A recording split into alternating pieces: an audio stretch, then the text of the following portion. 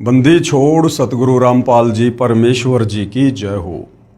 परमपिता परमात्मा सारी सृष्टि के रचनहार कुल मालिक असंख्य ब्रह्मांडों के स्वामी जगत गुरु तीनों लोकों में प्रवेश करके सबका धारण पोषण करने वाले राजाधिराज आत्माधार नाथों के नाथ देवों के देव महादेव सर्वेश्वर महेश्वर मृत्युंजय अजरो अमर आदि अनादि सनातनी प्रभु जगत पिता जगदीश्वर श्री श्री 1008 की उपाधि के वास्तविक अधिकारी अकाल मूरत शब्द स्वरूपी राम वासुदेव सर्वगतम ब्रह्म परम पूज्य प्रथम पूज्य परम संत परम पुरुष परम धनी परम दयालु सत्य कबीर हक्का कबीर अल्लाहु अकबर अल्लाहु कबीर बाखबर अल्लाह ताला जगत के तारणहार जगत के मुक्तिदाता जगत के जगन्नाथ हारे के सहारे हिंदुओं के राम मुसलमानों के अल्लाह सिखों के वाहिगुरु ईसाइयों के मसीह दया के सागर दयानिधि करुणा के सागर करुणानिधि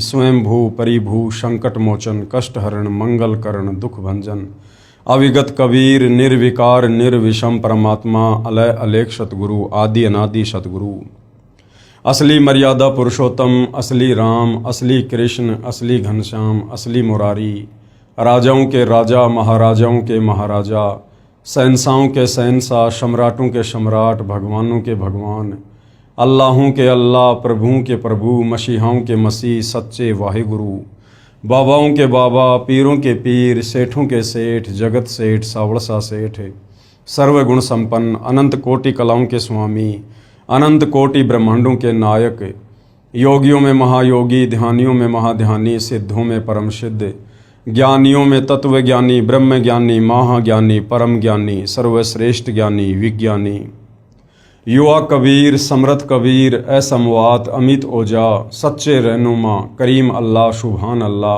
दुनिया के अंतिम पैगंबर 8 सितंबर 1951 से गांव धनाना जिला सोनीपत हरियाणा भारतवर्ष की पावन भूमि पे प्रकट रियल कल की भगवान श्री नारायण साकार हरि श्री बाबा साहेब नूर अनंत परमात्मा सच्चे दरवेश सच्चे बाखबर संत श्रोमणी सतगुरु रामपाल जी परमेश्वर जी के चरण कमल में आप और हम सभी भाई बहनों का अनंत कोटि दंडवत प्रणाम। सत्साई भाई और बहनों, बहुत बड़ी दया बहुत बड़ी मेहर पूज्य गुरुदेव भगवान की परमेश्वर रामपाल जी की, जिनके शुभ आशीर्वाद से विशेष आशीर्वाद से उन्हीं के कर कमल से लिखित पवित्र पुस्तक ज्ञान गंगा के ऊपर वीडियो बनाने की श्रृंखला जारी है। इसी श्रृंखला में आज हमारा ये 11वें नंबर का वीडियो है। अभी तक यदि आपने इस पवित्र पुस्तक ज्ञान गंगा पर बन चुके पहले वाले वीडियो नहीं देखे हैं तो आपने अवश्य देखने चाहिए, क्योंकि किसी भी पुस्तक की भूमिका को पढ़े बिना समझे बिना हम आगे उस पुस्तक के विषय में नहीं जान सकते नहीं समझ सकते। तो भाइयों और बहनों, जो पवित्र पुस्तक ज्ञान गंगा सर्व धर्मों के सर्व पवित्र शास्त्रों से प्रमाणित है, आप और हमें उस पुस्तक को पढ़ने का परमपिता परमेश्वर जी के आशीर्वाद से मौका मिल रहा है और ये मौका हमने चूकना नहीं चाहिए। भाइयों और बहनों, सृष्टि रचना पर वीडियो कंप्लीट हो चुके हैं और सृष्टि रचना को समझे बिना हम किसी भी धर्म की किसी भी पुस्तक को नहीं समझ सकते। सृष्टि रचना अध्यात्म की भक्ति मार्ग की मास्टर की है। तो सृष्टि रचना पर बन चुके 4 वीडियो आप जियों ने अवश्य देखने चाहिए, ताकि आगे का ज्ञान आपको भली भांति समझ में आ सके। तो भाई और बहनों, आज पूज्य गुरुदेव भगवान के आशीर्वाद से ज्ञान गंगा पर हमारा 11वें नंबर का वीडियो है। प्रत्येक वीडियो में मालिक के आशीर्वाद से हमें बहुत कुछ समझ में आ रहा है। हमारी रुचि भक्ति मार्ग में आगे से आगे बढ़ रही है और जब हम इस पवित्र पुस्तक को पूरा पढ़ लेंगे समझ लेंगे तो निश्चित तौर पर आप जी बगैर नाम दीक्षा के रह नहीं पाएंगे।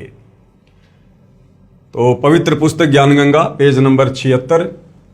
आज का जो टॉपिक है वो है कौन तथा कैसा है कुल का मालिक। सदियों से सतयुग से और वर्तमान समय तक, जब तक सतगुरु रामपाल जी ने अध्यात्म की शुरुआत नहीं की तब तक लाखों वर्षों से भक्ति मार्ग में परमात्मा चाहने वाली आत्माओं के सामने ये सवाल सबसे बड़ा रोड़ा बन के खड़ा रहा कि भक्ति तो हम करना चाहते हैं, परंतु हमें ये तो पता चले कि भगवान कौन है, परमात्मा कौन है, कैसा है, कहाँ रहता है, कैसे मिलता है, पहले हमें ये तो पता चले। तो भाइयों और बहनों, सदियों से हमें जिस परमपिता परमेश्वर जी की सारी सृष्टि के रचयिता की तलाश थी, अब वो तलाश बिल्कुल सतगुरु रामपाल जी ने समाप्त कर दी है। कौन तथा कैसा है कुल का मालिक? जिन जिन पुण्यात्माओं ने परमात्मा को प्राप्त किया, उन्होंने बताया कि कुल का मालिक एक ही है और वह मानव सदृश यानी इंसानों के जैसा दिखाई देता है। इंसानों के जैसा है, वह मानव सदृश तेजोमय शरीर युक्त है, जिसके एक रोम कूप यानी एक बाल का प्रकाश करोड़ सूर्य तथा करोड़ चंद्रमाओं की रोशनी से भी अधिक है। ये परमपिता परमेश्वर कबीर साहिब जी की जब वे सतलोक के सिंहासन पर सत्य पुरुष कबीर देव के नाम से विराजमान होते हैं, तो उस समय उनके शरीर का तेज कितना होता है, नूर कितना होता है, उसका यहाँ पर वर्णन किया जा रहा है। सतलोक में कबीर परमेश्वर जी के एक बाल में इतनी चमक है, करोड़ों सूर्य करोड़ों चंद्रमा मिला दीजिए, उनकी रोशनी से भी कहीं ज्यादा रोशनी उनके एक रोमकूप में है, एक बाल में है, और पूरे शरीर पर 3.5 करोड़ रोमकूप होते हैं। उसी ने नाना रूप बनाए हैं। परमेश्वर का वास्तविक नाम अपनी अपनी भाषाओं में कबीर देव यानी वेदों में कबीर परमेश्वर जी को कबीर वेद कहा गया है, वेदों की भाषा में कबीर देव। तथा हक्का कबीर ये गुरु ग्रंथ साहिब में पेज नंबर 721 पर क्षेत्रीय भाषा में, गुरु ग्रंथ साहिब में कबीर परमेश्वर जी को हक्का कबीर की संज्ञा दी गई है, यानी सत्य कबीर, अविनाशी कबीर। तथा धर्मदास जी की वाणी में कबीर परमेश्वर जी को सत्य कबीर कहा गया है। सत्य कबीर श्री धर्मदास जी की वाणी में क्षेत्रीय भाषा में। तथा आदरणीय गरीबदास जी की वाणी में कबीर परमात्मा जी को बंदी छोड़ कहा गया है। तथा बंदी छोड़ कबीर संत गरीबदास जी के सदग्रंथ में क्षेत्रीय भाषा में। और मुसलमान भाइयों की कुरान शरीफ में कबीर परमेश्वर जी को कबीरा, कबीरन, खबीरा, खबीरन इन नामों से उपमा दी गई है। तथा कबीरा, कबीरन, खबीरा, खबीरन श्री कुरान शरीफ सूरत फुरकानी नंबर 25 आयत नंबर 19, 21, 52, 58, 59 में क्षेत्रीय अरबी भाषा में उनको कबीरा, कबीरन, खबीरा, खबीरन नामों से उपमा दी गई है। इसी पूर्ण परमात्मा के उपमात्मक नाम अनामी पुरुष, यानी जब ये कबीर परमात्मा अनामी लोक में विराजमान होते हैं तो इनको अनामी पुरुष की संज्ञा दी जाती है। और जब यही कबीर परमात्मा अगम लोक में विराजमान होते हैं तो इनको अगम पुरुष की संज्ञा दी जाती है। और जब ये कबीर परमात्मा अलख लोक में विराजमान होते हैं तो इनको अलग पुरुष की संज्ञा दी जाती है। और जब यही कबीर परमात्मा सतलोक में विराजमान होते हैं तो इनको सत्य पुरुष की उपमा दी जाती है। इसके अलावा अकाल मूर्ति, यानी जिसको कभी काल ना ग्रास करे, जो कभी भी विनाश में नहीं आता, अकाल मूर्ति। शब्द स्वरूपी राम, शब्द स्वरूपी राम का मतलब है जिनका शब्द रूप है। पूर्ण ब्रह्म, यानी सबसे बड़ा भगवान। परम अक्षर ब्रह्म, यानी ब्रह्म से बड़ा, परब्रह्म से बड़ा कौन? परम अक्षर ब्रह्म आदि। जैसे देश के प्रधानमंत्री का वास्तविक शरीर का नाम कुछ और होता है तथा उपमात्मक नाम प्रधानमंत्री जी, प्राइम मिनिस्टर जी अलग होता है। इसी प्रकार सारी सृष्टि के मालिक का, कुल के मालिक का वास्तविक नाम है कबीर देव।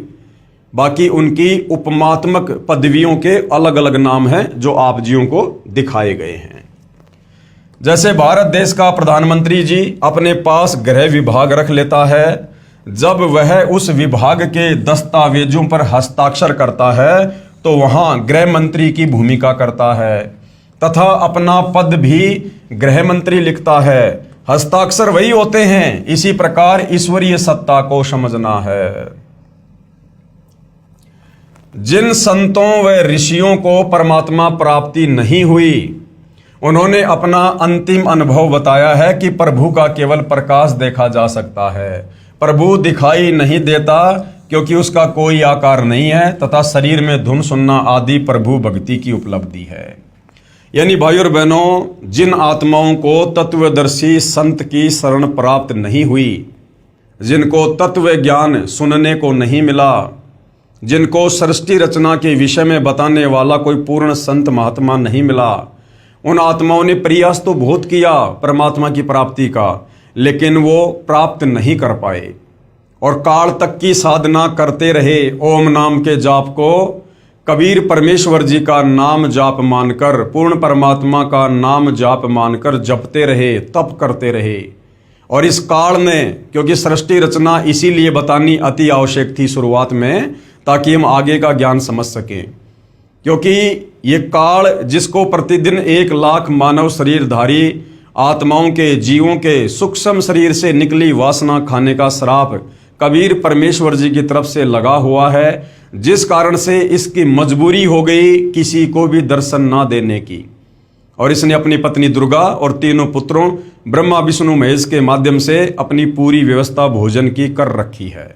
तो इसने सौगंध खा रखी है कि मैं किसी भी जप से, तप से, ओम नाम के जाप से, किसी भी साधना से, योग से मैं अपने वास्तविक ब्रह्म रूप में दर्शन नहीं दूंगा, काल रूप में दर्शन नहीं दूंगा।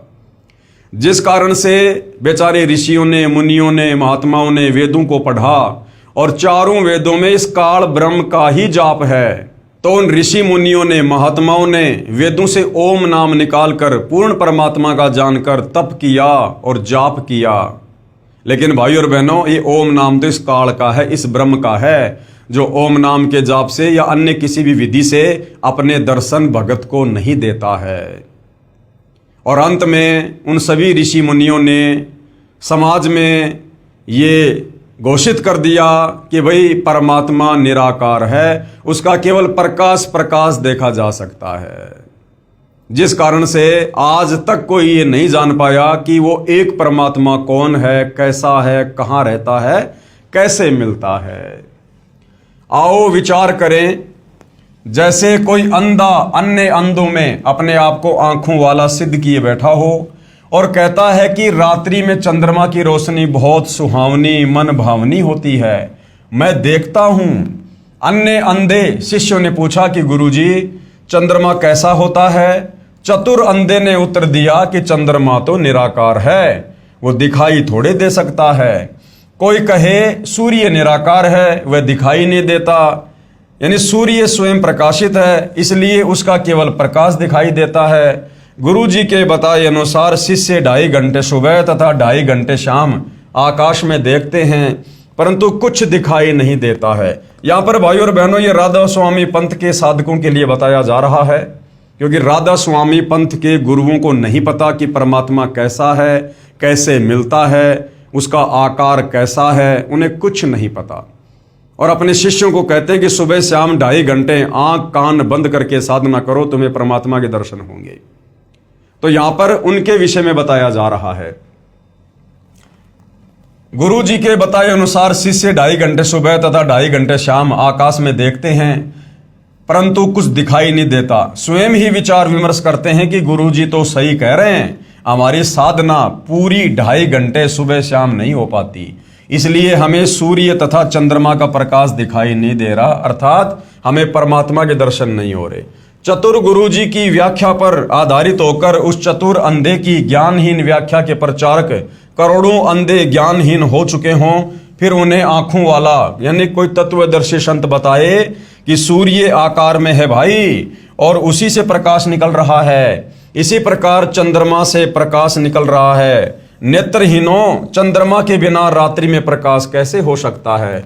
यानी जिन साधकों ने, ऋषि मुनियों ने ये कहा कि केवल परमात्मा का प्रकाश देखा जा सकता है, तो परमात्मा ये चंद्रमा का, सूर्य का उदाहरण देकर समझा रहे हैं कि जिस प्रकार सूर्य के बिना सूर्य का प्रकाश नहीं हो सकता, चंद्रमा के बिना चंद्रमा का प्रकाश नहीं हो सकता, इसी प्रकार परमात्मा के बिना, भगवान के बिना उसका प्रकाश भी नहीं हो सकता। यदि प्रकाश है तो वो साकार है, लेकिन तुम्हें दिखाई नहीं दे रहा, ये तुम्हारी भक्ति की कमी है।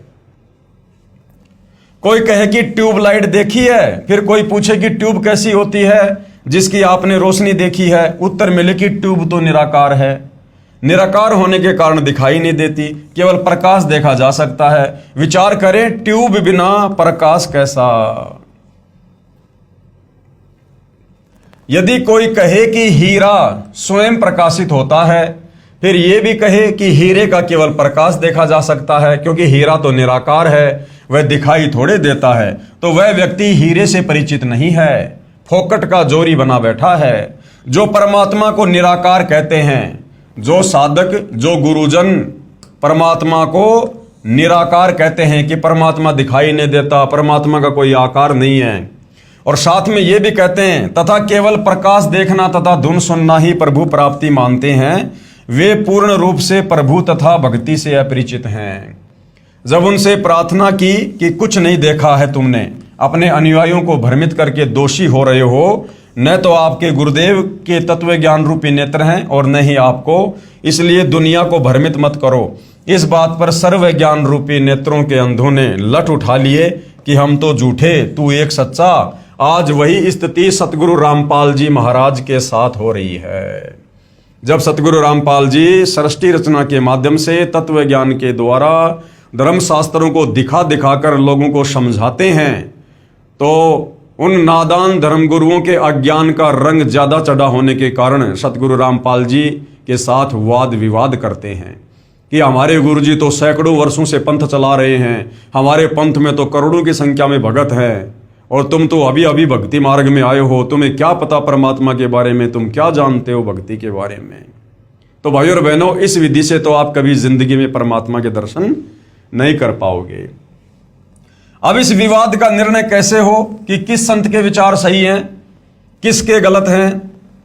यानी भाई धन धन सतगुरु वाले सही कह रहे हैं, राधा स्वामी पंथ वाले सही कह रहे हैं, जय गुरुदेव वाले सही कह रहे हैं, या निरंकारी पंथ वाले सही कह रहे हैं, या फिर सतगुरु रामपाल जी जो वास्तविक व्याख्या धर्मशास्त्रों से प्रमाणित करके भक्ति और भगवान की बता रहे हैं, या फिर वो सही है। अब इसका निर्णय हम कैसे करें, इसके लिए गुरुदेव भगवान हमें क्या उदाहरण दे रहे हैं। इस विवाद का निर्णय कैसे हो कि किस संत के विचार सही हैं और किसके गलत हैं। मान लीजिए जैसे किसी अपराध के विषय में 5 वकील अपना अपना विचार व्यक्त कर रहे हैं, कोर्ट में खड़े होकर जज के सामने 5 वकील किसी विवाद पर अपना अपना मत रख रहे हैं। एक वकील कहे कि इस अपराध पर संविधान की धारा 301 लगेगी, दूसरा कहे 302 लगेगी, तीसरा कहे 304 लगेगी, चौथा कहे 306 तथा 5वां वकील 307 को सही बताए। तो भाई अपराध अगर एक है तो धारा भी एक ही लगेगी, यानी उनमें से 4 वकील गलत हैं। और यदि उन 5 की व्याख्या संविधान से नहीं मिलती है तो फिर 5 वकील ही गलत हैं।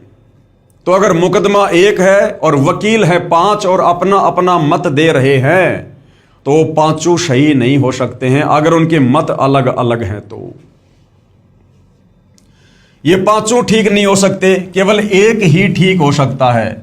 यदि उसकी व्याख्या अपने देश के पवित्र संविधान से मिलती है, यदि उसकी व्याख्या भी संविधान के विपरीत है, तो 5 वकील भी गलत हो सकते हैं। इसका निर्णय देश का पवित्र संविधान करेगा जो सर्व को मान्य होता है। इसी प्रकार भिन्न भिन्न विचारधाराओं में तथा साधनाओं में से कौन सी शास्त्र अनुकूल है या कौन सी शास्त्र विरुद्ध है, इसका निर्णय पवित्र सदग्रंथ ही करेंगे जो सर्व को मान्य होने चाहिए। आज भारत देश में दुनिया भर के साधु संत महात्मा आचार्य मंडलेश्वर हैं और सबकी व्याख्या भक्ति और भगवान को लेकर एक दूसरे से मेल नहीं खाती है, भिन्न भिन्न है। कोई कहता है कि ओम नाम का जाप करो, कोई कहता है राधे राधे श्याम मिला दो ये जाप करो, कोई कहता है ओम नमे भागवते वासुदेवाय का जाप करो, कोई कहता है हरे राम जय जय राम सीताराम, कोई अकेला सोहम नाम देता है। हर संत की अपनी अपनी अलग अलग व्याख्या है। अब भाइयों और बहनों, इस प्रकार से तो निर्णय नहीं हो सकता।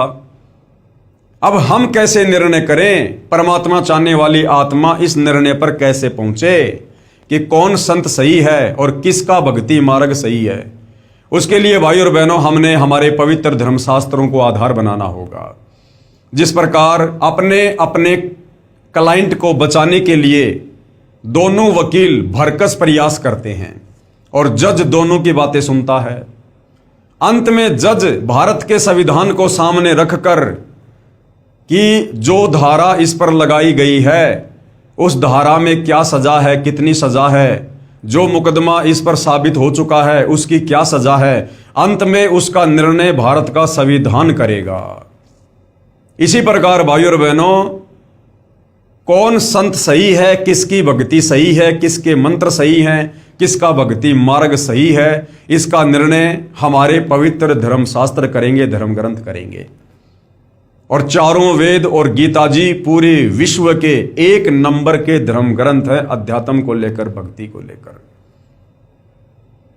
तो समझदार व्यक्ति धर्म ग्रंथों से निर्णय करेगा, मिलान करेगा कि जो जो गुरुजन भक्ति और भगवान की व्याख्या कर रहे हैं उनमें से किसकी व्याख्या हमारे सदग्रंथों से मेल खाती है। यही प्रमाण पवित्र श्रीमद् भगवत गीता अध्याय 16 श्लोक नंबर 23 और 24 में है। जिन आंखों वालों यानी पूर्ण संतों ने सूर्य यानी पूर्ण परमात्मा को देखा उनमें से कुछ के नाम हैं। यानी जिन जिन महापुरुषों ने, जिन जिन अच्छी आत्माओं ने कुल के मालिक कबीर परमेश्वर जी के दर्शन किए, परमात्मा जी सतलोक से चलकर साक्षात धरती पर प्रकट होकर उनको मिले, उनको सतलोक लेकर गए, उनको सर्व सृष्टि रचना से परिचित करवाया। उन महापुरुषों में कुछ एक महापुरुष हैं जिनके नाम यहां पर दिए गए हैं। आदरणीय धर्मदास जी, आदरणीय दादू जी, आदरणीय मलुकदास जी, आदरणीय गरीबदास जी, आदरणीय नानक जी, आदरणीय घीसादास जी। और ये सबसे पहले आदरणीय धर्मदास जी, इनके क्या विचार हैं कि परमात्मा कौन है, कैसा है। आदरणीय धर्मदास जी, आदरणीय धर्मदास जी बांधवगढ़ मध्य प्रदेश वाले, जिनको पूर्ण परमात्मा जिंदा महात्मा के रूप में मथुरा में मिले, सतलोक दिखाया। वहां सतलोक में दो रूप दिखाकर जिंदा वाले रूप में पूर्ण परमात्मा वाले सिंहासन पर विराजमान हो गए तथा आदरणीय धर्मदास जी को कहा कि मैं ही काशी बनारस में नीरू नीमा के घर गया हुआ हूं, वहां धानक यानी जुलाहे का कार्य करता हूं। आदरणीय श्री रामानंद जी मेरे गुरु जी हैं, यानी 650 साल पहले कबीर परमेश्वर जी जो सन 1398 में बनारस के काशी में लहरतारा तालाब पर कमल के विकसित फूल पर शिशु रूप में प्रकट हुए। और जब वे 5 वर्ष की लीला में आयु में आए तो उन्होंने सर्वप्रथम पंडित रामानंद जी को अपना मुंह बोला गुरु धारण किया। श्री रामानंद जी मेरे गुरु जी हैं, ये कहकर श्री धर्मदास जी की आत्मा को वापस शरीर में भेज दिया। श्री धर्मदास जी का शरीर 2 दिन बेहोश रहा, तीसरे दिन होश आया तो काशी में खोज करने पर पाया कि यही काशी में आया धानक ही पूर्ण परमात्मा सत्य पुरुष है। कि भाई जो काशी में धानक जुलाहे का कार्य कर रहे हैं, कबीर जी जो लीला कर रहे हैं, यही वास्तव में कुल का मालिक है, सारी सृष्टि को रचने वाला है, जो यहां पर लीला कर रहा है। आदरणीय धर्मदास साहिब जी ने पवित्र कबीर सागर, कबीर साखी, कबीर बीजक नामक सदग्रंथों की आंखों देखे तथा पूर्ण परमात्मा के पवित्र मुख कमल से निकले अमृत वचन रूपी विवरण से रचना की अमृतवाणी में प्रमाण। आज मोहे दर्शन दियो जी कबीर, आज मोहे दर्शन दियो जी कबीर। यानी कबीर परमेश्वर जो धर्मदास जी के गुरुजी थे, और जब 1518 में परमात्मा अपनी लीला समाप्त करके सह शरीर सतलोक को गए थे, उसके कुछ वर्षों के बाद धर्मदास जी के मन में थोड़ा दोष आ गया था काल प्रेरणा से। तो उस समय धर्मदास जी ने अपने पूज्य गुरुदेव कबीर जी को याद करके उनकी पुकार की, रोने लगे। तो कबीर परमेश्वर जो समर्थ परमात्मा है, कहते हैं गोता मारूं स्वर्ग में जा बैठूं पाताल, गरीब दास ढूंढता फिरूं अपने हीरे मोती लाल। एक क्षण में परमात्मा 16 संकोश की दूरी को तय करके और पृथ्वी पर धर्मदास जी के सामने प्रकट हो गए। धर्मदास जी की खुशी का ठिकाना नहीं। आज मोहे दर्शन दियो जी कबीर, आज मोहे दर्शन दियो जी कबीर। सतलोक से चल कर आए, सतलोक से चल कर आए, काटन यम की जंजीर, आज मोह दर्शन दियो जी कबीर, आज मोहे दर्शन दियो जी कबीर। कि हे कबीर परमात्मा, आप परमात्मा चाहने वाली आत्माओं के शतलोक से चलकर गति करके धरती पर प्रकट होकर अपना तत्व ज्ञान देकर काल की जम वाली जंजीर काटने के लिए आते हो। थारे दर्शन से मारे पाप कटत हैं, थारे दर्शन से मारे पाप कटत हैं। निर्मल होवे जी शरीर, आज मोहे दर्शन दियो जी कबीर, आज मोहे दर्शन दियो जी कबीर। कहते हैं साधु दर्शन राम का मुख पे बसे सुहाग, और दर्शन उन्हीं को होते हैं जिनके पूर्ण भाग। तो धर्मदास जी कहते हैं कि हे कबीर परमात्मा, हे गुरुदेव, आपके दर्शन मात्र से हमारे युगों युगों के पाप कर्मों का नाश होता है और हमारा शरीर, हमारी आत्मा आपके दर्शन से निर्मल हो जाती है। अमृत भोजन मारे सतगुरु जी मैं, अमृत भोजन मारे सतगुरु जी मैं। शब्द दूध की खीर, आज मोहे दर्शन दियो जी कबीर, आज मोहे दर्शन दियो जी कबीर। कहते हैं साधु भूखा भाव का, धन का भूखा नाही, जो कोई धन का भूखा साधु भी नाही। तो कबीर परमात्मा जी अपने भगत के भाव के भूखे हैं। हिंदू के तुम देव कहाए, हिंदू के तुम देव कहाए।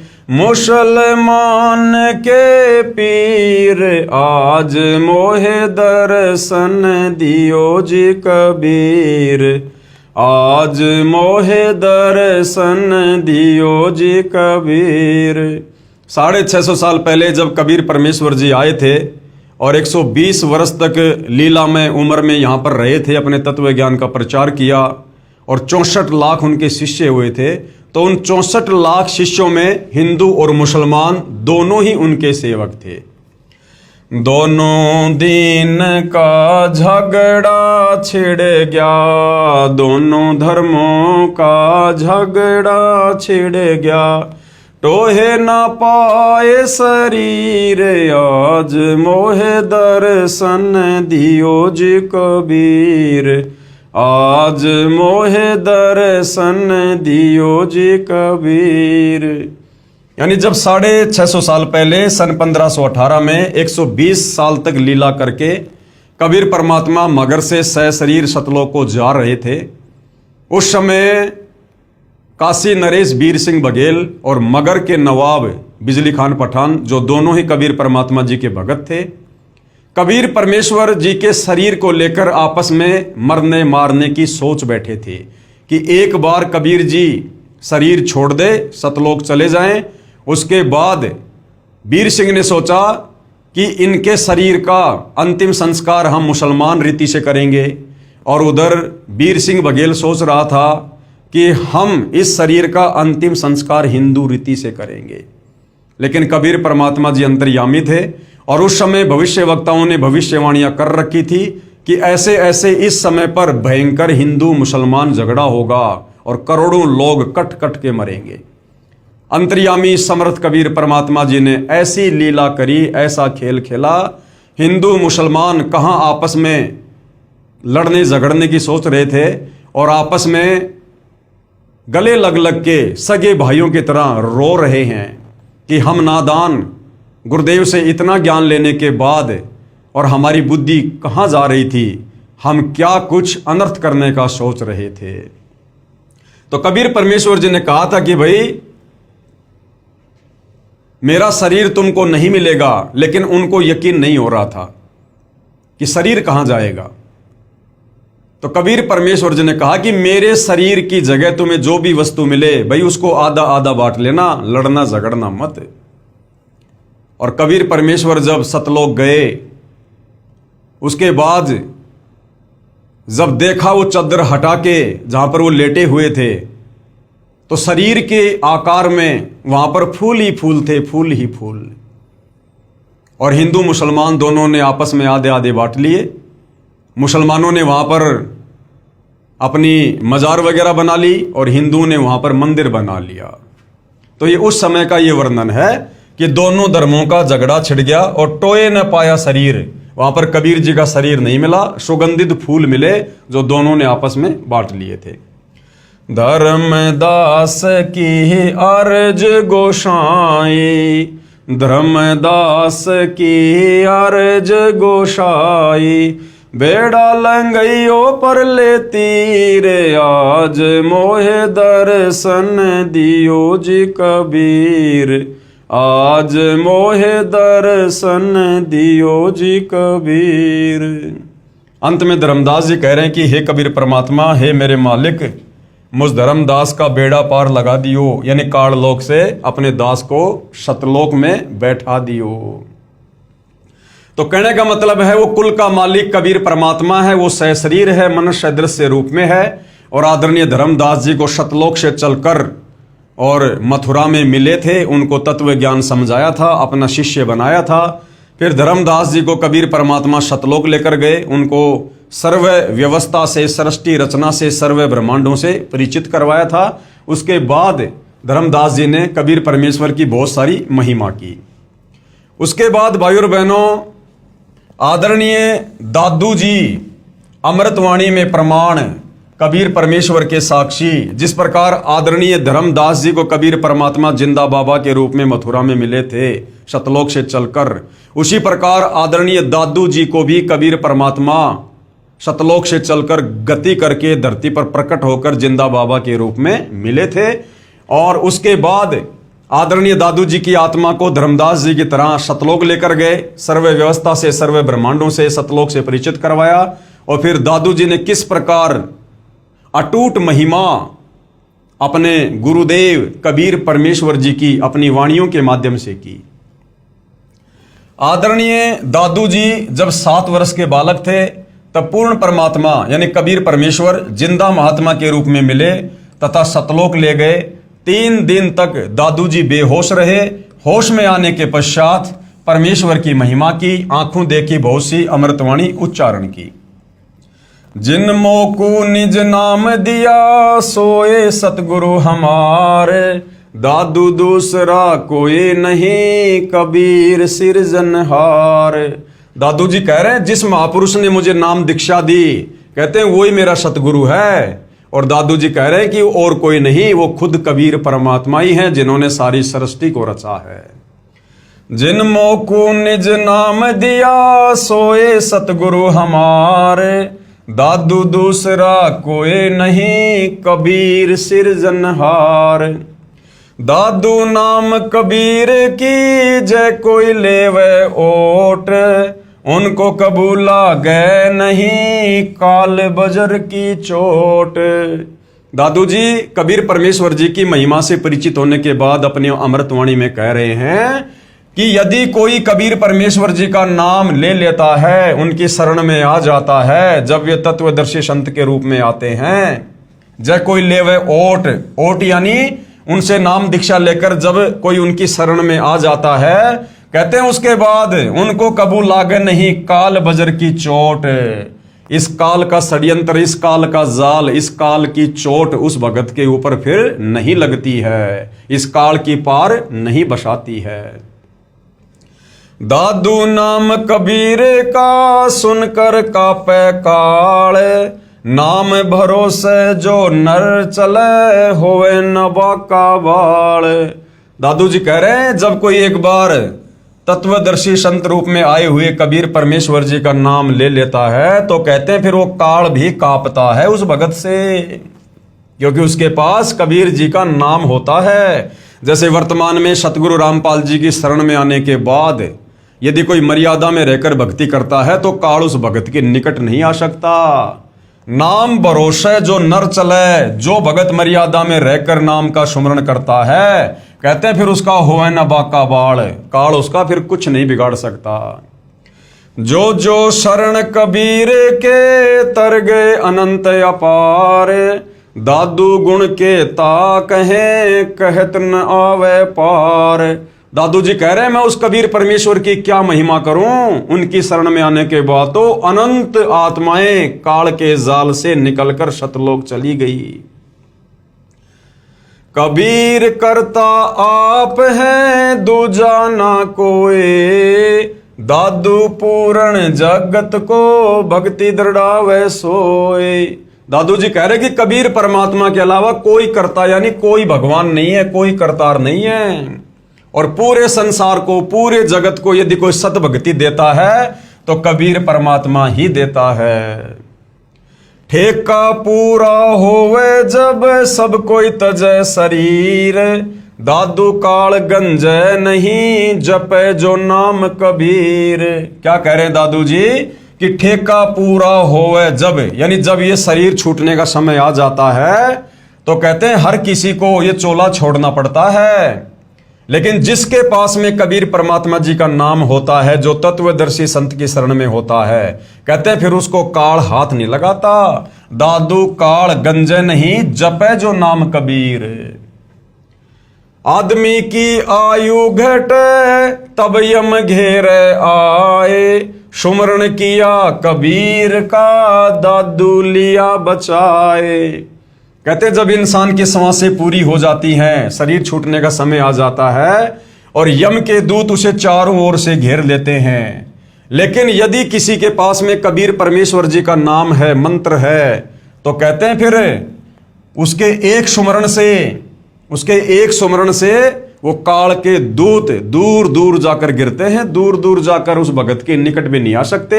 कबीर परमात्मा शब्द रूप में उस भगत के साथ में रहता है और अपने भगत को परमात्मा यमदूतों से बचाता है। मेट दिया अपराध सब आए मिले छन माहे, दादू संग ले चले कबीर चरण की छां। यानी कबीर परमात्मा सतलोक से चलकर दादू जी को आकर मिले और उनके सारे अपराधों को क्षण भर में समाप्त कर दिया, नाम दीक्षा देकर अपना भगत बनाकर, और अपने चरणों में दादू जी को जगह दी। सेवक देव निज चरण का दादू अपना जान, भृंगी सत्य कबीर ने कीन्या आप समान। यानी वो कबीर परमात्मा अपने भगत को अपना मंत्र देकर मर्यादाओं में रखकर भक्ति करवाकर उसे अपना जैसा ही बना लेता है सतलोक के लिए। दादू अंतर्गत सदा छिन छिन सुमरण ध्यान, वारु नाम कबीर पर पल पल मेरा प्राण। यानी कबीर परमेश्वर जी ने मुझे ऐसी भक्ति दे दी है, मोक्ष वाली, मोक्षदायक, कि मैं पल पल अपना सर्वस्व तन मन धन अपने कबीर परमात्मा, अपने गुरुदेव भगवान पर न्योछावर करता हूं। सुन सुन साख कबीर की काल नवावे माथ, धन धन हो तीनों लोक में दादू जोड़े हाथ। सुन सुन साख कबीर की काल नवावे माथ। कबीर परमेश्वर की महिमा सुनकर और कहते हैं ये काल भी अपना शीश झुका देता है। धन धन हो तीनों लोक में दादू जोड़े हाथ। हे कबीर परमात्मा, तीनों लोक में आपकी जय जयकार हो, आप धन हो।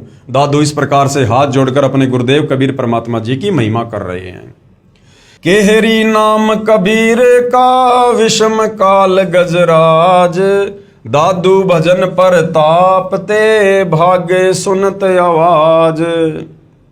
दादू जी अपने कबीर परमेश्वर जी की समर्थता को, महिमा को उजागर करते हुए क्या कह रहे हैं कि कबीर परमेश्वर जी का नाम तो ऐसा है जैसे केहरी, जो शेर होता है, बब्बर शेर, और विषम काल गजराज, और ये 21 ब्रह्मांड का स्वामी, दुर्गा का पति, ये ब्रह्मा विष्णु महेश का पिता, ये काल भी कुछ कम शक्ति नहीं है। इसको समझो हाथियों का राजा गजराज। कबीर परमात्मा को समझो शेरों का राजा केहरी, और काल को समझो हाथियों का राजा गजराज। लेकिन जब कबीर परमेश्वर जी के नाम की बात आती है, कबीर परमेश्वर जी की समर्थता और महिमा की बात आती है, तो कहते हैं उनके भजन के प्रताप से, उनकी भक्ति के आगे कहते हैं ये काल भी ये दौड़ पड़ता है, भाग पड़ता है, ये टिक नहीं पाता है ये कबीर परमेश्वर जी के नाम के सामने। जिस प्रकार केहरी शेर के सामने हाथी लीद करके भाग लेता है, उस प्रकार कबीर परमेश्वर जी की महिमा के आगे, उनके नाम सुमरण के आगे ये काल दौड़ लेता है, भाग लेता है, टिक नहीं सकता है।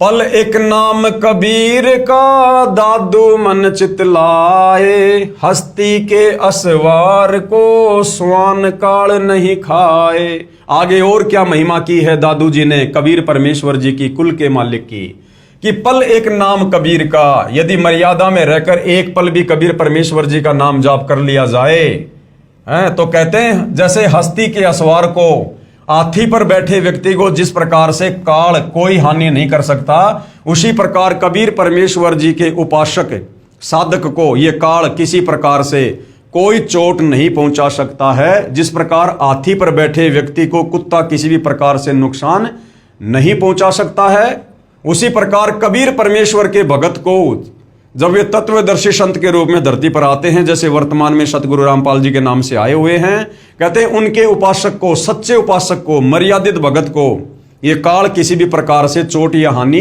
नहीं पहुंचा सकता।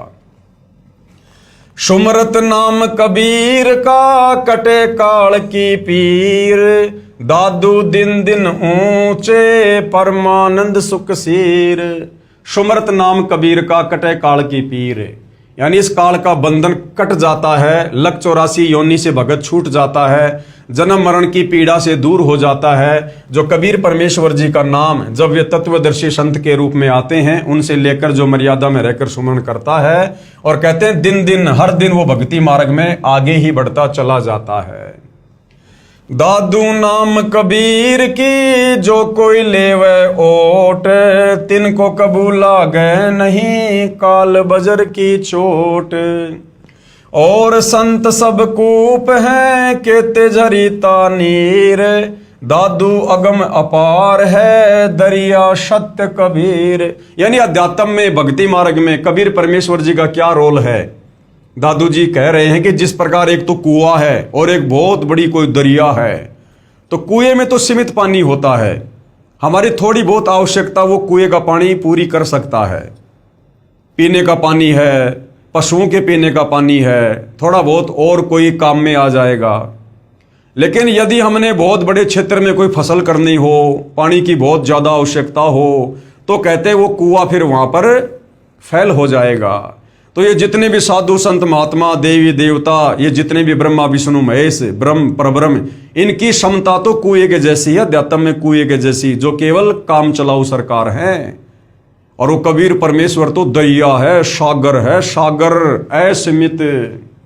यानी उनकी शरण में आने के बाद फिर हमारे हर कार्य कबीर परमेश्वर जी के आशीर्वाद से सफल होते हैं। अब ही तेरी सब मिटे जन्म मरण की पीर, श्वास उसास सुमर ले दादू नाम कबीर। अब ही तेरी सब मिटे जन्म मरण की पीर, यानी जब से हम सतलोक से कबीर परमात्मा जी से बिछुड़कर अपनी गलती के चलते इस काल के साथ 21 ब्रह्मांडों में आए हैं, और असंख्य युगों से हम यहाँ पर जन्म मरण के कष्ट, लक 84 योनियों के कष्ट भोग रहे हैं, उठा रहे हैं। तो दादू जी कहते हैं अब वो तेरी सारी पीड़ा मिट जाएगी, अभी तेरी सब मिटाए जन्म मरण की पीर। क्या करना पड़ेगा? जब कबीर भगवान तत्वदर्शी संत के रूप में आते हैं, उस समय उनसे वो श्वास वाला सतनाम का जाप ले ले और उसका सुमरण कर, तेरी सारी पीड़ा इसी जन्म में समाप्त हो जाएगी। तो भाई वर्तमान में इस पूरी धरती पर एकमात्र तत्वदर्शी संत सतगुरु रामपाल जी हैं, और वो श्वास का नाम केवल सतगुरु रामपाल जी के पास है, और इन्हीं से उपदेश लेने से वो नाम अपना कार्य करेगा, भगत की जन्म मरण की पीड़ को काटेगा। कोई सरगुण में रीझ रहा, कोई निर्गुण ठहराए, दादू गति कबीर की मोत कही ना जाए। जिन मोको निज नाम दिया सोए सतगुरु हमारे। दादू दूसरा कोई नहीं वो कबीर सृजनहार। सारी सृष्टि का सृजनहार वो कबीर परमात्मा ही है।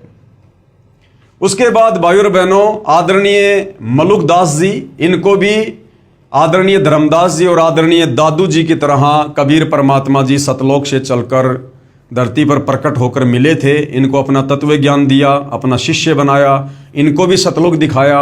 और मलुकदास जी ने भी अपनी अमृतवाणी में कबीर परमेश्वर जी की कलम तोड़ महिमा की है। आदरणीय मलुकदास जी कबीर देव के साक्षी।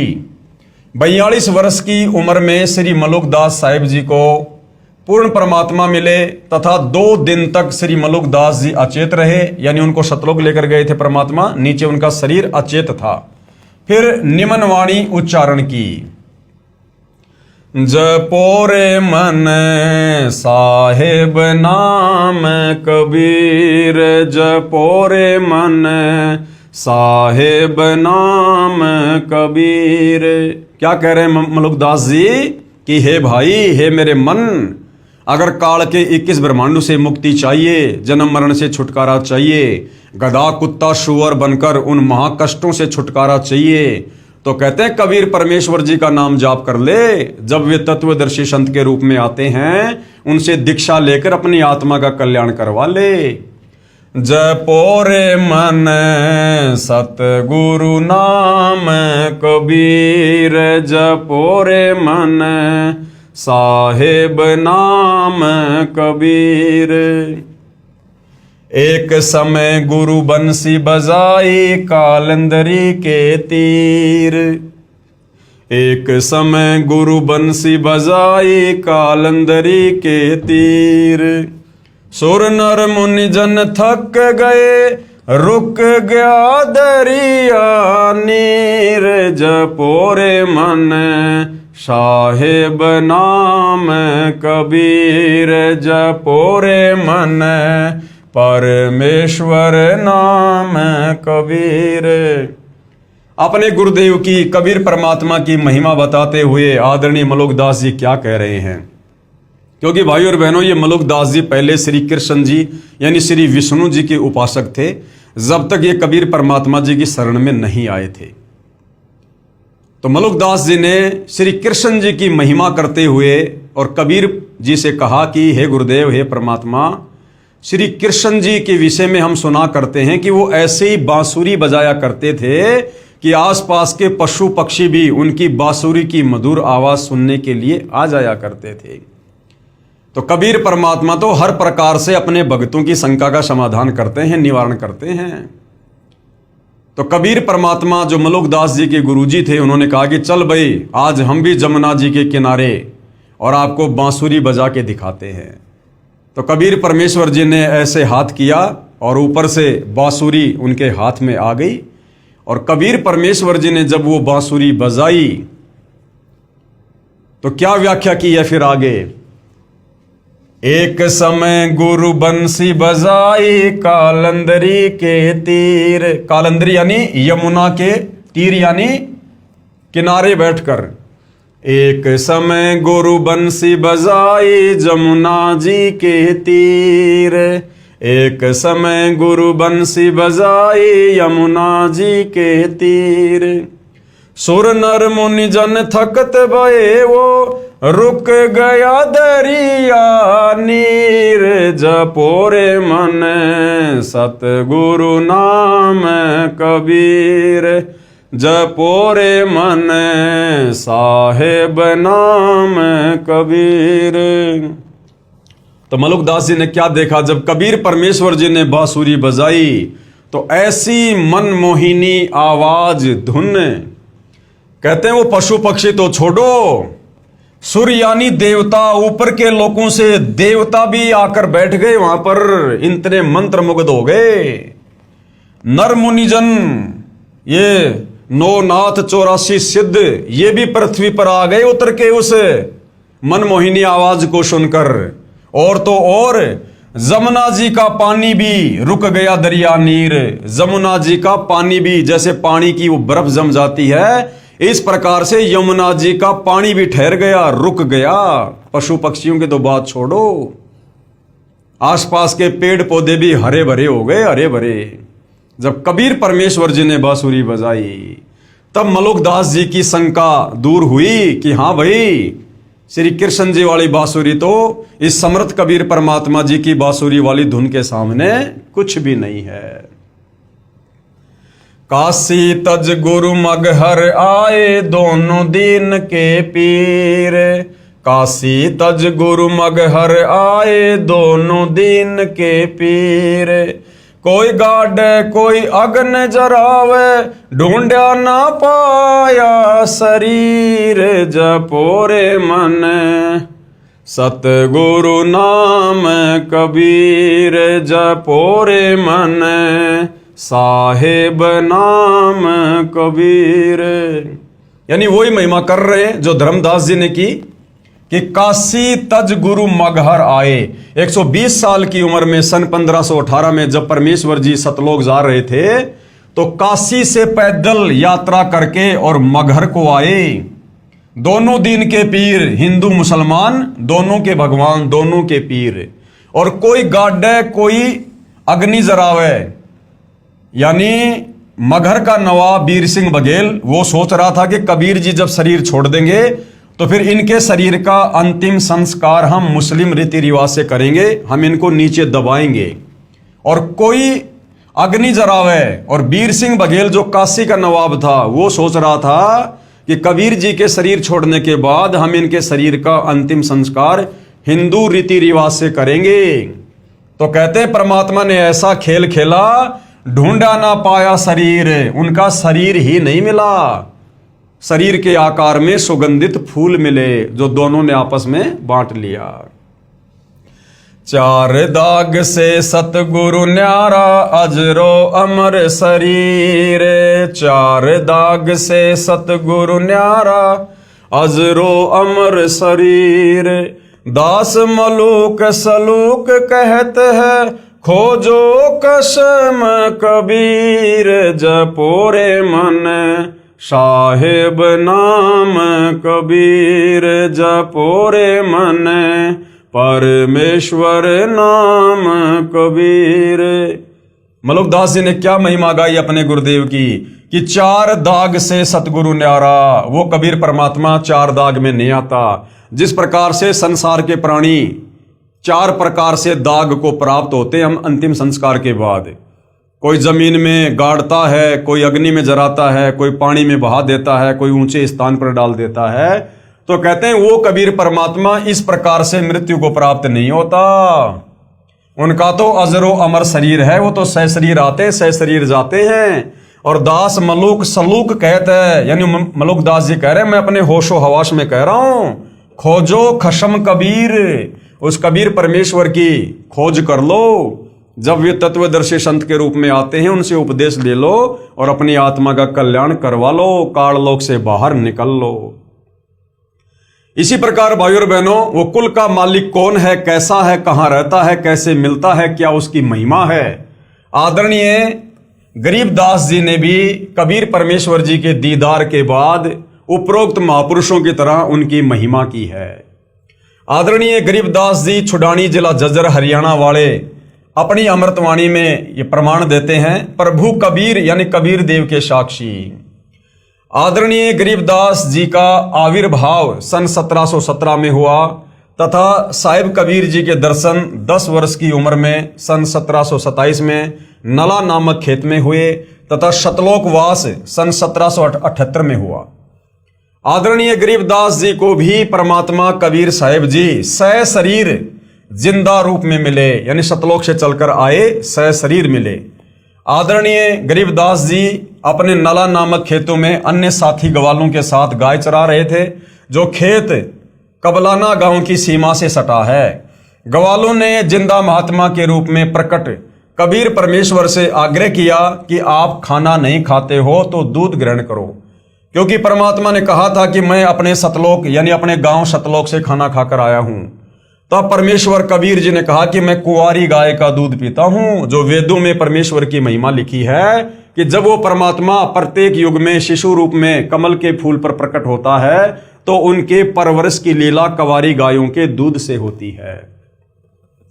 बालक गरीबदास जी ने एक कुंवारी गाय को परमेश्वर कबीर जी के पास लाकर कहा कि बाबा जी, ये बिना ब्याई यानी ये कुंवारी है, ये कैसे दूध दे सकती है। तब कबीर देव यानी कबीर परमेश्वर जी ने कुंवारी गाय अर्थात बछिया की कमर पर हाथ रखा। अपने आप कुंवारी गाय अधन्या धेनु, वेदों में जिसको अधन्या धेनु यानी जो बिना धनाई होती है, उसके थनों से दूध निकलने लगा। पात्र भरने पर रुक गया। वह दूध परमेश्वर कबीर जी ने पिया तथा प्रसाद रूप में कुछ अपने बच्चे गरीबदास जी को पिलाया तथा सतलोक के दर्शन कराए। यानी गरीबदास जी की आत्मा को शरीर से निकालकर सतलोक लेकर गए।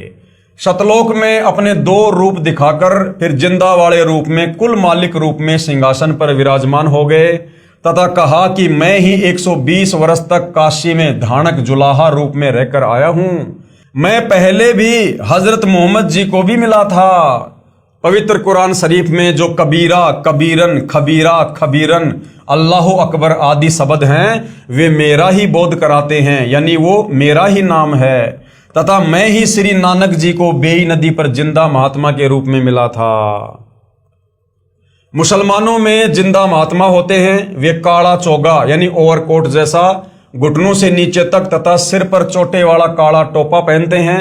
तथा मैं ही बलक शहर में नरेश यानी बलक शहर के बादशाह श्री इब्राहिम सुल्तान आदम जी तथा श्री दादू जी को मिला था। तथा चारों पवित्र वेदों में जो कबीर अग्नि, कबीर देव, कबीर अंगारी आदि नाम है वो मेरा ही बोध है। कबीर वेद हमारा भेद है। कबीर परमात्मा कहते हैं चारों वेदों में मेरा भेद है कि कोई परमात्मा और है, उसका नाम कबीर है। मैं मिलूं वेदों से नहीं, लेकिन इन चारों वेदों में मेरी प्राप्ति का मार्ग नहीं है। और जौन यानी जिस वेद से मैं मिलूं वो वेद जानते नहीं। और जिस पांचवें वेद सूक्ष्म वेद में मेरी प्राप्ति की पूरी जानकारी है उसको ये चारों वेद नहीं जानते हैं। और वो सत्य जानकारी कबीर परमात्मा फिर खुद ही सतलोक से चलकर धरती पर तत्वदर्शी संत के रूप में प्रकट होकर यथार्थ रूप से सृष्टि रचना के माध्यम से सर्व धर्मों के सर्व पवित्र शास्त्रों को खोल खोल कर बताते हैं। जैसे वर्तमान में वही कबीर परमात्मा सतगुरु रामपाल जी के नाम से 8 सितंबर 1951 को धरती पर प्रकट होकर आज आप और हमें बता रहे हैं, समझा रहे हैं। मैं ही वेदों से पहले भी सतलोक में विराजमान था। गांव छुडानी, जिला झज्जर, हरियाणा में आज भी उस जंगल में जहां पूर्ण परमात्मा का संत गरीबदास जी को मानव शरीर में साक्षात्कार हुआ था, एक यादगार विद्यमान है। आदरणीय गरीबदास जी की आत्मा अपने परमात्मा कबीर बंदी छोड़ के साथ चले जाने के बाद उन्हें मरा हुआ जानकर चिता पर रखकर जलाने की तैयारी करने लगे। उसी समय आदरणीय गरीबदास जी की आत्मा को पूर्ण परमेश्वर कबीर जी ने शरीर में प्रवेश कर दिया। 10 वर्षीय बालक गरीबदास जीवित हो गए।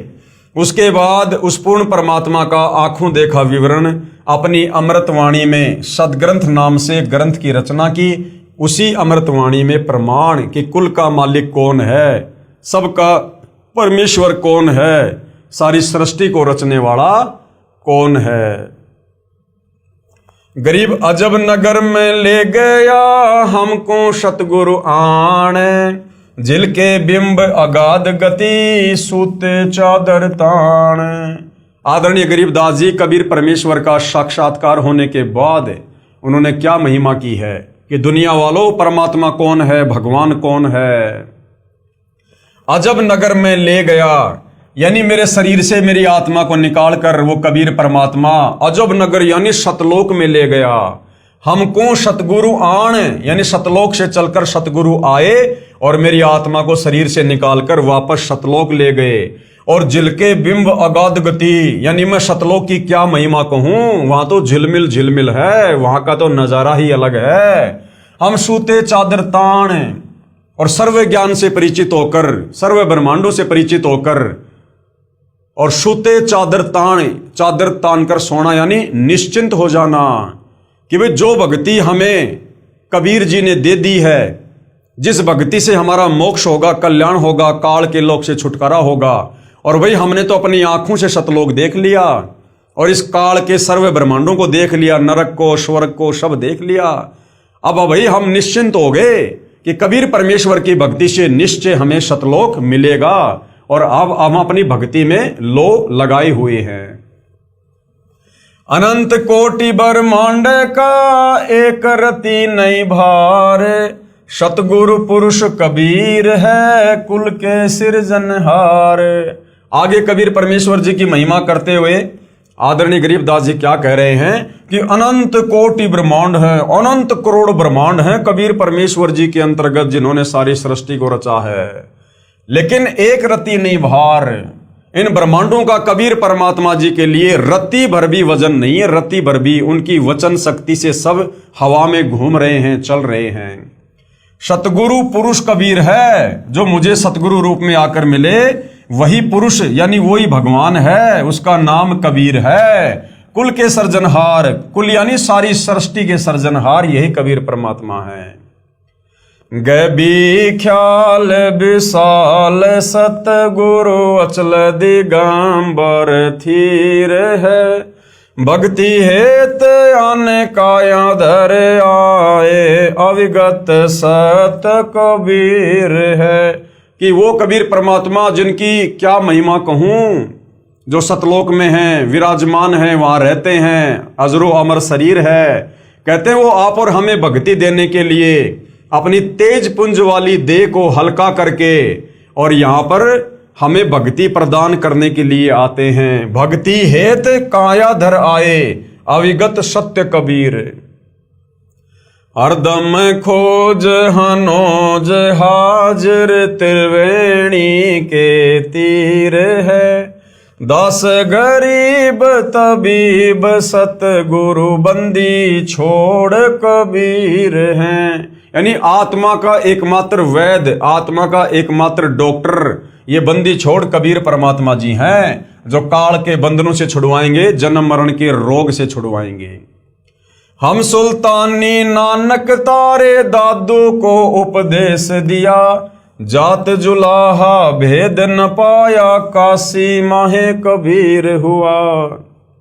गरीब सब पदवी के मूल हैं, सकल सिद्धि हैं तीर, दास गरीब सतपुरुष भजो, अविगत कला कबीर। यानी कबीर परमेश्वर जी के बराबर सिद्धि युक्त इस सृष्टि में अन्य कोई नहीं है और एकमात्र उन्हीं की भक्ति करनी चाहिए। जिंदा जोगी जगत गुरु, मालिक मुर्शद पीर, दहु दिन झगड़ा मंडा, पाया नहीं शरीर। यानी वो ही मगर वाली बात, जब कबीर परमात्मा सह शरीर सतलोक को जा रहे थे तो दोनों दिन यानी दोनों धर्म हिंदू मुसलमानों में आपस में झगड़ा होने वाला था, लेकिन ऐसी लीला की परमात्मा ने, पाया नहीं शरीर, उनका शरीर नहीं मिला, शरीर के आकार के सुगंधित फूल मिले जो दोनों ने आपस में बांट लिए। गरीब जिसको कहते कबीर जुलाहा, सब गति पूर्ण अगम अगाहा। जिसको कबीर जुलाहा कहकर लोगों ने रिजेक्ट कर दिया था, वो तो सर्वगति पूर्ण है, वो तो अविगत परमात्मा है, सर्व का सर्जनहार है, उनकी महिमा तो अगम अगाध है। उपरोक्त वाणी में आदरणीय गरीबदास साहिब जी महाराज ने स्पष्ट कर दिया कि काशी वाले धानक यानी जुलाहे ने मुझे भी नामदान देकर पार किया। यही काशी वाला धानक ही सत्य पुरुष यानी पूर्ण ब्रह्म है, कबीर परमात्मा है। परमेश्वर कबीर ही सतलोक से जिंदा महात्मा के रूप में आकर मुझे अजब नगर यानी अद्भुत नगर सतलोक में लेकर गए, जहां पर आनंद ही आनंद है, कोई चिंता नहीं, जन्म मृत्यु नहीं, अन्य प्राणियों के शरीर में कष्ट आदि का शोक नहीं, क्योंकि वहां पर 84 लाख योनियां नहीं। इसी काशी में धानक रूप में आए सत्य पुरुष ने यानी कबीर जी ने भिन्न भिन्न समय में प्रकट होकर आदरणीय श्री अब्राहिम सुल्तान अधम तथा आदरणीय दादू जी व आदरणीय नानक जी को भी सतनाम देकर पार किया। वही कबीर देव जिसके एक रोमकूप में यानी एक बाल में करोड़ों सूर्य जैसा प्रकाश है तथा मानव सदृश शरीर है, अति तेजोमय अपने वास्तविक शरीर के ऊपर हल्के तेजपुंज का चोला यानी भद्रा वस्त्रा अर्थात तेजपुंज का शरीर डालकर हमें मृतलोक मनुष्य लोक में पृथ्वी लोक में आकर मिलते हैं, क्योंकि उस परमेश्वर के वास्तविक स्वरूप के प्रकाश को चरम दृष्टि सहन नहीं कर सकती।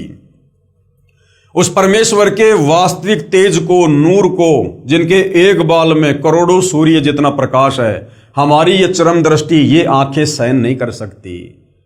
भाई और बहनों, गर्मी के समय में, दोपहर के समय में ये जो सूर्य होता है, हम इसकी तरफ भी 5 सेकंड लगातार बड़ी मुश्किल से देख पाते हैं। और जिस परमेश्वर के एक बाल में इसके जैसे करोड़ों सूर्यों से भी ज्यादा रोशनी है और प्रकाश है, भला वो परमात्मा अगर अपने वास्तविक तेजोमय रूप में धरती पर आ भी जाए तो भी हम उनको नहीं देख पाएंगे। यहां पर भाई और बहनों, हम अपनी इस चरम दृष्टि से यहाँ जो भूत प्रेत वगैरह सूक्ष्म रूप में घूमते रहते हैं, हम उनको नहीं देख पाते। उस कबीर परमेश्वर को हम कैसे देख पाएंगे? तो कबीर परमेश्वर स्वयं ही अपने दर्शन करवाता है, अपने तेजोमय रूप के ऊपर हल्का तेजपुंज का रूप धारण करके तत्वदर्शी संत के रूप में हमें यहाँ पर आकर दर्शन देते हैं, ज्ञान देते हैं। जैसे वर्तमान में सतगुरु रामपाल जी के रूप में उनके नाम से यहाँ पर विद्यमान है। आदरणीय गरीबदास जी ने अपनी अमृतवाणी में कहा है, सर्व कला सतगुरु साहिब की हरि आए हरियाणे नू।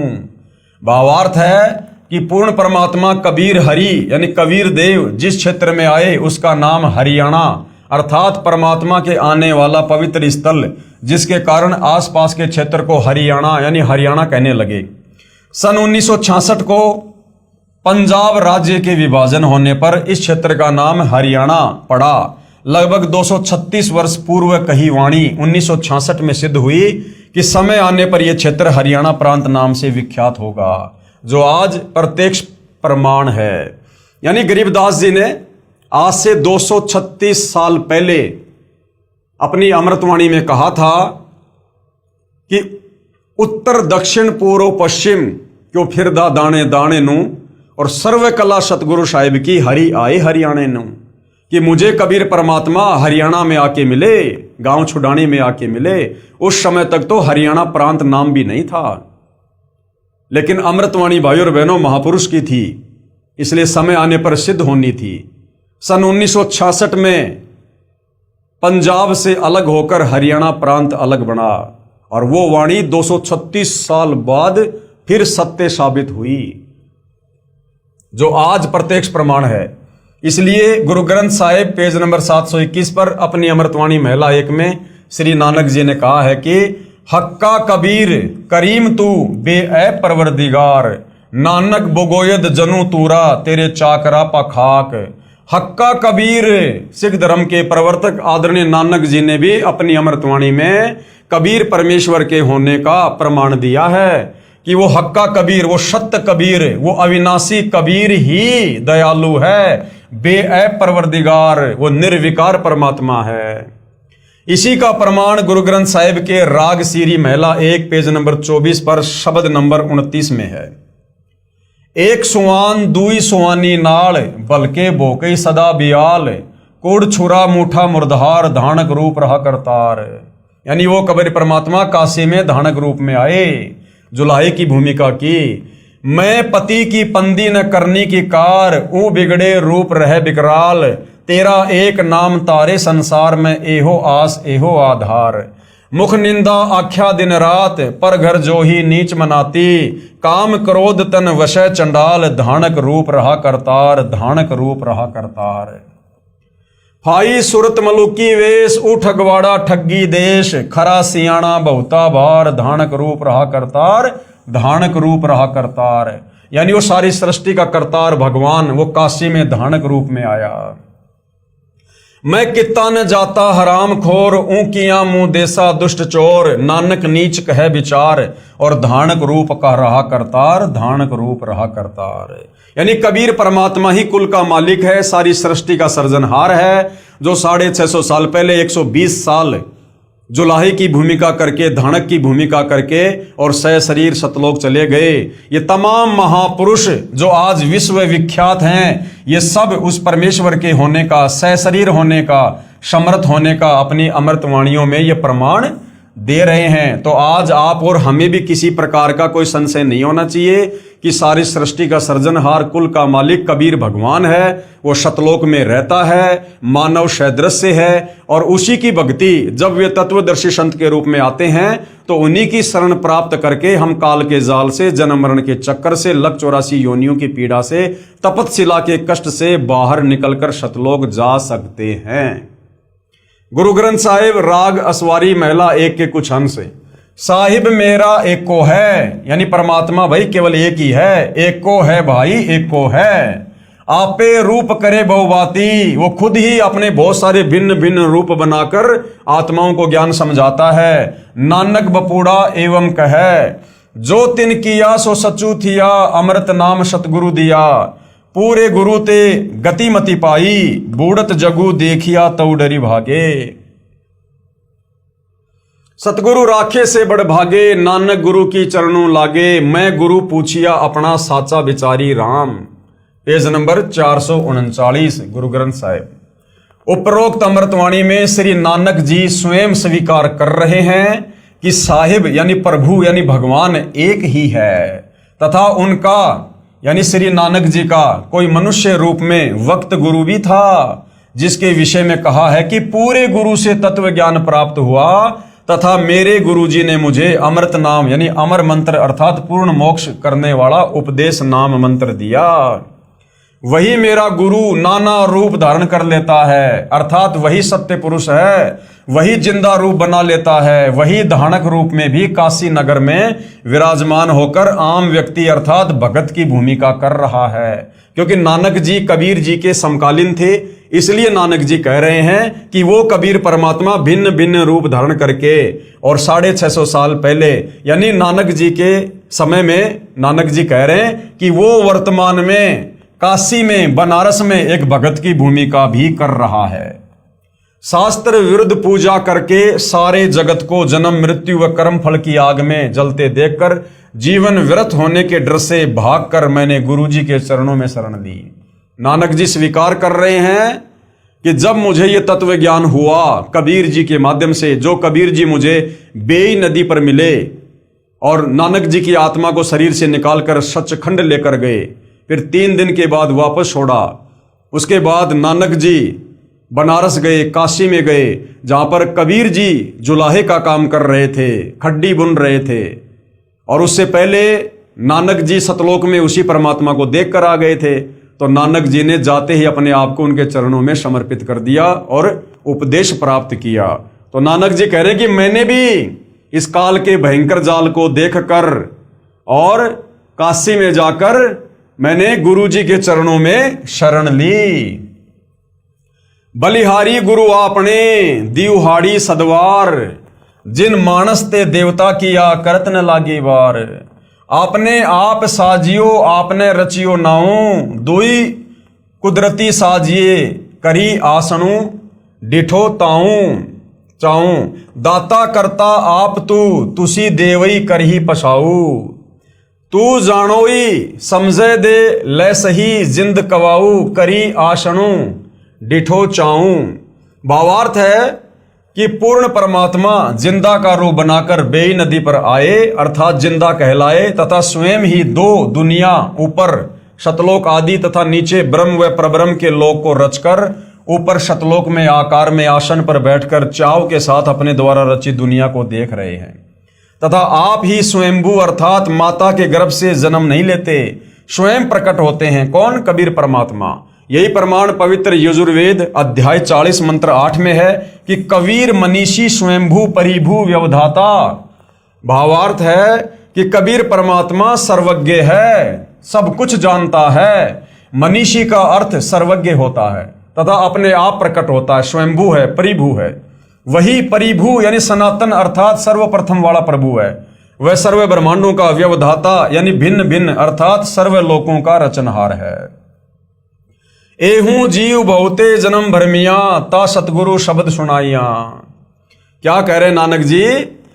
कि नानक जी कह रहे हैं कि मेरा ये जीव बहुत समय से जन्म तथा मृत्यु के चक्कर में भ्रम रहा। अब पूर्ण सतगुरु ने यानी कबीर जी ने वास्तविक नाम प्रदान किया, यानी सतनाम का जाप दिया। श्री नानक जी के पूर्व जन्म यानी नानक जी के पहले और कौन कौन से मनुष्य जन्म हो चुके थे। सतयुग में राजा अमरीश और त्रेता युग में राजा जनक हुए और फिर नानक जी हुए तथा अन्य योनियों के जन्मों की तो गिनती ही नहीं। लग 84 में कितनी बार गए वो तो गिनती नहीं, क्योंकि नानक जी भी वही आत्मा है जो शतलोक से इस काल के चक्कर में आप और हमारे साथ में यहां पर आई थी। प्रभु कबीर जी ने स्वामी रामानंद जी को तत्व ज्ञान समझाया। अब भाइयों और बहनों, कल के वीडियो का हमारा क्या टॉपिक रहेगा? प्रभु कबीर जी ने, यानी सारी सृष्टि के मालिक, कुल के मालिक कबीर परमात्मा जी ने, जो सतलोक में रहते हैं, सहशरीर हैं, मानव सदृश्य हैं, तत्वदर्शी संत के रूप में जगत को सृष्टि का ज्ञान देने के लिए, काललोक से छुड़वाने के लिए यहां पर आते रहते हैं। तो उस परमात्मा कबीर जी ने स्वामी रामानंद जी को तत्व ज्ञान समझाया। आदरणीय रामानंद जी जो काशी में हुए हैं, कबीर परमात्मा के समकालीन थे, कबीर परमेश्वर जी के मुंह बोले गुरुदेव थे। उनको भी कबीर परमात्मा जी ने 5 वर्ष की उम्र में, जब पंडित रामानंद जी की 104 साल की उम्र थी, उस समय कबीर परमात्मा 5 वर्ष की लीला में उम्र में थे। और पंडित रामानंद जी जो चारों वेदों के, 18 पुराणों के, गीता जी के प्रकांड ज्ञाता थे, उनको कबीर परमेश्वर जी ने अपने तत्व ज्ञान के आगे नतमस्तक कर दिया। और पंडित रामानंद जी ने कबीर जी से उपदेश प्राप्त किया, लेकिन जगत की दृष्टि में पंडित रामानंद जी कबीर जी के गुरु बने रहे। तो ये क्या कबीर परमात्मा जी की लीला थी। और फिर पंडित रामानंद जी ने भी अपने गुरु, अपने गुरुदेव कबीर जी की कलम तोड़ महिमा की है। और आदरणीय गरीबदास जी ने उसको अपनी अमृतवाणी में लिपिबद्ध किया है। इसके विषय में भाइयों और बहनों हम कल के लाइव वीडियो में समझेंगे, क्योंकि ये पवित्र पुस्तक ज्ञान गंगा है। हम धीरे धीरे इसमें आगे बढ़ेंगे, धीरे धीरे हम इसको समझेंगे। और जो कबीर परमेश्वर सतगुरु रामपाल जी हमें समझाना चाहते हैं अध्यात्म के विषय में, हम उसको जानेंगे, समझेंगे और सतगुरुदेव भगवान से उपदेश प्राप्त करके अपनी आत्मा का कल्याण जो है करवाएंगे। तो भाइयों और बहनों, इतने सारे महापुरुष जिनको कबीर परमात्मा, कबीर देव सतलोक से चलकर गति करके क्षण भर में इस पृथ्वी पर प्रकट होकर जो इन महापुरुषों को मिले, इनको ज्ञान समझाया, इनको सतलोक का दर्शन करवाया, ताकि आज आप और हम आत्माओं को इनके द्वारा लिखे इन ग्रंथों को पढ़कर, इनकी अमृतवाणियों को पढ़कर हमें विश्वास हो कि वास्तव में वो कुल का मालिक, सारी सृष्टि का सृजनहार कौन है। और जब इन महात्माओं को मिला, इनको ज्ञान दिया, आज वही ज्ञान, वही शास्त्र प्रमाणित ज्ञान सतगुरु रामपाल जी दे रहे हैं। वही मंत्र जो कबीर परमेश्वर जी ने इन महापुरुषों को दिया और इनकी आत्मा का कल्याण हुआ, वही मंत्र, वही ज्ञान, वही समाधान, वही भक्ति मार्ग आज सतगुरु रामपाल जी हमें दे रहे हैं। और एकमात्र पूरी पृथ्वी पर वही मंत्र, वही ज्ञान, वही समाधान, वही भक्ति मार्ग सतगुरु रामपाल जी के ही पास है। दूसरा कोई विकल्प, कोई तरीका इस काल के 21 ब्रह्मांड से बाहर निकलने का नहीं है।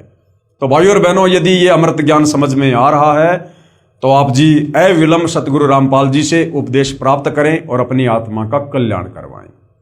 तो आज के वीडियो में भाइयों और बहनों केवल इतना ही। कल परमेश्वर जी के आशीर्वाद से हम फिर सेवा में हाजिर होंगे। तब तक गुरुदेव भगवान हम सबको आज्ञा दे, आशीर्वाद दे, सद्बुद्धि दे, मार्गदर्शन करे। बंदी छोड़ सतगुरु रामपाल जी परमेश्वर जी की जय हो।